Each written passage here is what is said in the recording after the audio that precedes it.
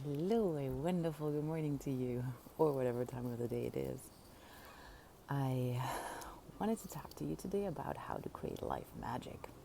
So, sometimes when life seems to just go in its motions, or maybe it doesn't go quite according to how we had envisioned it to go, it may seem a little dull. We may be dissatisfied with it. We just don't quite feel the vibe of it. We are wondering where the aliveness went, where that spark of life went, where the bliss went. Yeah, it's one of my favorite topics. But today we're just tackling it from a slightly new angle. So, yesterday I was out with a very sweet friend of mine. Her name is Brandy. And we went adventuring. We packed the climbing gear. We ventured out in a new area. It was freaking cold wind and our toes and our fingers were freezing off, so we eventually abandoned our climbing adventure and just went on a really nice long walk instead and explored a nearby town. And we had a great time, and we caught this really gorgeous sunset, all the amazing colors. It was so beautiful. And we just leaned fully into that, and we found some really amazing Thai food. It was lovely, and just very much made the best of this day. And we had a lot of fun in the car. We were giggling, we were laughing, and we realized how precious we found it to be able to just get that hang time together and really, really enjoy life thoroughly with, however the day plays out. And if there's freezing cold wind, so we can't do what we think we were going to do, then we'll find something else to enjoy. And as I'm standing here in this lovely sunshine this morning, there's still a little bit of cold wind going on, but I'm thoroughly enjoying the solar power. And so I just wanted to make a couple of suggestions of how you could discover a little bit more magic in your everyday life. And I want to invite you to come along for that. 3 things I was thinking about. The first thing is finding the little moments to just be in awe of, to just observe the magic as it's happening around you. So this morning when I stepped out here, I just heard 4 or 5 different kinds of birds singing. Right now you may be hearing more motorcycle or car noises in the background. And there's still the birds in between. And I just appreciate them. It's lovely to listen to them every day.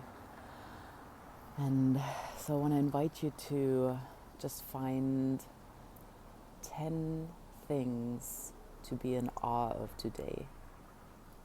To just see them around you, to notice them. Yesterday we had this gorgeous sunset where we were just staring up in the sky and couldn't believe how colorful it was, with all the clouds overhead. And then there was this magic moment in the car of a really good song coming on, and both of us spontaneously starting to dance, as well as that works in a car seat while one person's driving. And then there is the little moment when you just catch somebody's eye unexpectedly on the street. There is this little moment when you exercise or work out and you all of a sudden feel stronger. You're like, dang, this has been working. I feel good in my body today. Or maybe it's that magic moment of where you sink back into your bed and realize, oh, it's so good to take a moment's rest here. Maybe you come across a beautiful quote by somebody that inspires you to live out fully, to express yourself to your fullest being. It's like one of my teachers, Erin Telford, said yesterday, the biggest regret would be if I didn't spend the full essence of who I am while I get to be here. Those were not her very exact words, but it was along the lines of that. So find 10 things today. That's point number 1. Find 10 things today to be in awe of. And maybe your list will grow a lot longer once you're willing to open your eyes and discover the beauty around you. Point number 2, get a little playful. Where can we invite more playfulness in our life? Where can we invite more silliness? I discovered a week ago, or a little more than a week ago, with one of my brothers on the phone, that we can express our last name, Pensenstadler, which is pretty long and for some people hard to pronounce, with just 3 emoticons. And we were laughing our heads off about it. It was such a moment of joyful silliness. I think at some point we were just laughing because it felt so good to laugh, to really feel that laugh come out of the belly. So I think finding at least one thing a day to just have a really hearty belly laugh about is a great way to keep our mood up and to find some more magic as well. And if the laughs don't come by themselves, then we can just decide to be silly. For me, that often means dancing when it's unexpected. Walking along the street, having a great song in my ears. I'm gonna start dancing. Other things, plenty of other things, just monkeying around. Like monkeying around is one of my favorite terms these days for just spontaneous shenanigans in terms of movement of my body. It just feels good. It makes me feel more happy in my body. It may not be your cup of tea, but I'm sure you'll find your cup of tea if you get playful about it and are just curious to try it out. Which leads me to point number 3. Discover something new. Like, get curious and learn something new. Something that you've always wanted to learn more about.